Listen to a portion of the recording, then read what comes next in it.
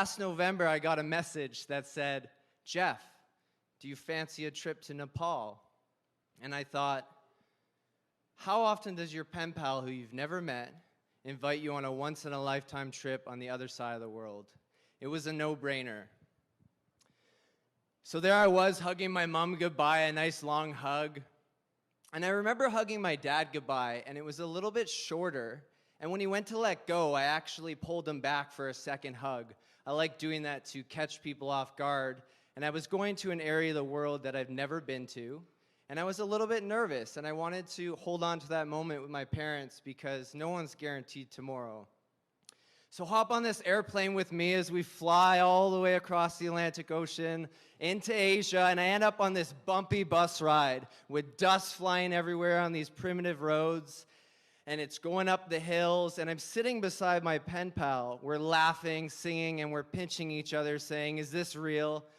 Are you real?" Off the bus, we run into this Hungarian traveler who's by himself, and he's got a bamboo stick and this tiny backpack, and he becomes our leader. And he's walking at a fast pace, and I'm a little bit dizzy and nauseous from the bus ride. We're about 1,700 meters at this point, about 3 CN towers. And his pace is pretty quick, and it's going straight up. I thought we'd be zigzagging up the mountain. And within 5 minutes, these doubts came into my head. You haven't exercised enough? You're not strong enough?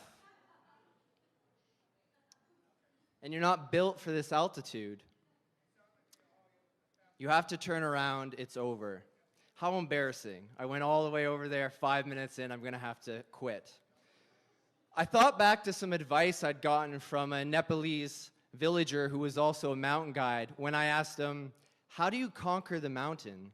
And he said, "Positive thinking. Positive thinking equals positive mountain." So that's what I did. I stopped talking, and I took it one step, one breath at a time, and I developed short-term goals. I said, I just need to get to the top of the hill. Once I get to the top of the hill, the ground will flatten out, and I can catch my breath. Now, of course, there were a lot of hills. So once that thought got exhausted, I said, I just need to get to the first guest house. Once I get to the first guest house, I can get a good sleep, I can get a meal in, I can stretch, everything will be okay. So after a long day of walking, I got blisters on my feet, really sore shoulders. Listen to me complain, I'm in Nepal, so lucky. And we arrive at the first guest house. There's colorful prayer flags waving in the wind. I can see the mountains, and we're sitting around this log fire, playing my guitar that I had been carrying, hearing Korean songs, French songs, Barrie, Ontario, Canada songs. And I feel like I'm in one of those mountain movies, like Vertical Limit, as we're all huddled around the fire trying to stay warm. It's really surreal. As I walk outside and I look at the incredible stars, there's so many of them, and it's time for bed. The middle of the night rolls around. Uh-oh, I have to pee. And it's so cold, I don't want to get out of bed because I'm literally, even though I'm wearing my entire outfit, my winter coat and my snow pants, every time I move an inch, the cold air seeps in through the blankets. And I said, forget it, I'll hold it. I just got to get through the night. Once I get to the morning, it'll be warm. Day 2 rolls around. It was a lot of walking. We encounter snow, and the colorful prayer flags are now becoming withered, and they're becoming to turn gray. And I'm going to take us on a bit of a jetpack to day 3, where I'm having thoughts of, I just need to get to the top of the mountain. Once I get to the top of the mountain, it's all downhill from there. So I'm walking, we've joined this French couple, and they're all kind of walking ahead of me because I'm going at my own pace. Sometimes I'll walk off the trail and then look up and be like, oh my God, a back trace. And I had this moment, and I'm about half hour from the top. My friends have already got to the top. And this bird flies by. And at this point, all I could hear was the sound of my short breath. And I remember it was so beautiful. All I heard was such a simple sound that was so lifting and so beautiful and so precious. It reminded me of all the tiny little sounds that happened simultaneously that sometimes we get distracted by because there's so many things happening.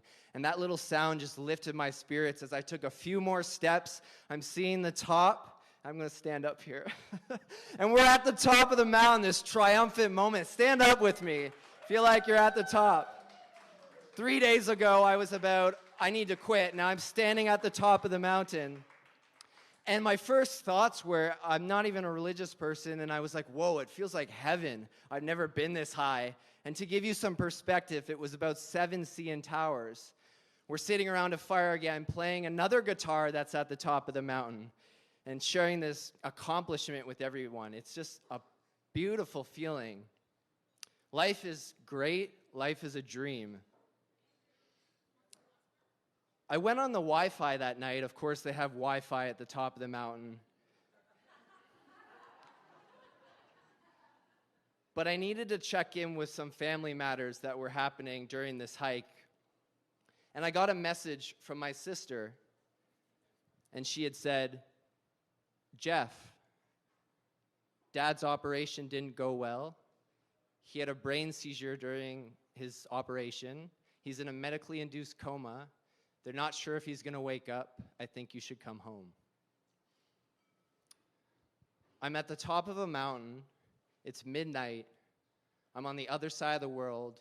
My family's in incomprehensible distress, and there's not really anything I can do about it. I was here physically at those 7 CN towers, and I was here spiritually, emotionally. I'm very lucky I didn't drop to here. A lot of people I've heard could get PTSD from that sort of thing. I actually went over here to this new realm as I hovered to try and comprehend the unbelievable news that I just got and this dream I felt like I was living in this movie.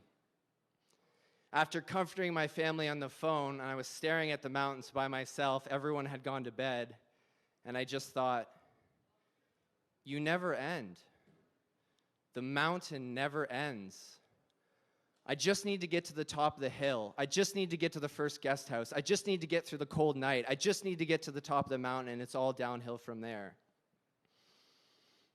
And I said to myself, life will continue to throw you humps, hills, and even life-changing Himalayas, even when you're at the top of a mountain. And I know I use positivity to get me to the top, so I thought, I'm going to use that same positivity to take me down this mountain safely, physically, and mentally stable. So the next morning, we hop on this metaphorical slide, because it actually was quite easy to go down the mountain. And by 2 more days, I rounded a corner, and I kept saying to myself, I'd rather be an optimist and a fool than a pessimist and be right. That really kept me going and kept my spirits high. I rounded this corner, and we hear this man shouting, Siti, Siti, Pokahera, come, hurry, hurry. And we start running, we throw our bamboo sticks, we say goodbye to the French couple, and we run and sit on the bus, and there's this Nepalese joyful music playing. And the French couple walks in front of the bus, of the windshield, and the crazy thing is they couldn't hear the music.